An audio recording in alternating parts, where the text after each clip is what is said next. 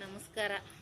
ನಮ್ಮ ಇನ್ಸ್ಟಾಲ್ಗೆ ನಮ್ಮ ಕರ್ನಾಟಕದ ಜನಕ್ಕೆ ನನ್ನಲ್ಲಿ ಏನನ್ನ ತಪ್ಪಿನ ಮಾತು ಬಂದರೆ ಕ್ಷಮಿಸಿ.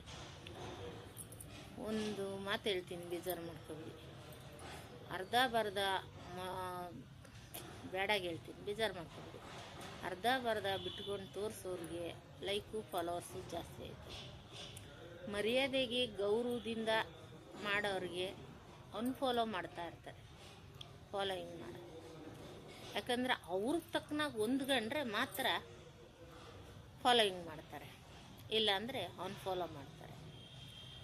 ಹುಡುಗರಲ್ಲೂ ಹುಡುಗಿಯರಲ್ಲೂ ಅವ್ರ ಕತೆ ಬೇಡ ನಮಗೆ, ಹಾಂಟಿದ್ದೀರ ಕತೆನೇ ಮಾತಾಡೋಣ. ಹೆಣ್ಣಿಗೆ ಎಣ್ಣೆ ಶತ್ರು ಅಂತಾರೆ, ಅದು ಎಷ್ಟು ನಿಜ ಅಲ್ಲ? ಅಷ್ಟಕ್ಕಿಲ್ಲರ ಮೀರೆಯವರು ಗಾದಿ ಮಾಡಿಲ್ಲ.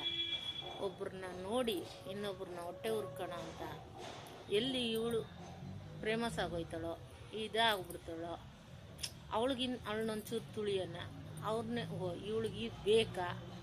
ಏಕೆ ಅವ್ರ ಅಪ್ಪನ ಮನೇದು ಕರೆನ್ಸಿ ಹಾಕ್ತಾರ? ಏನಿಲ್ವಲ್ಲ. ಅವ್ರ ಅಪ್ಪನ ಮನೇದು ಏನೋ ಖರ್ಚು ಮಾಡ್ತಾರ, ಅವ್ರ ಖುಷಿ ಅವ್ರು ಮಾಡ್ಕೊತಾರೆ.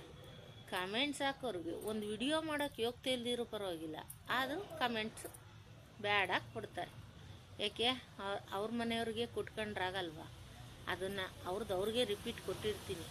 ಯಾರಾದರೂ ಕಮೆಂಟ್ ಕೊಡೋಕ್ಕೆ ಮುಂಚೆ ಯೋಚನೆ ಮಾಡಿಕೊಡಿ, ಓಕೆನಾ?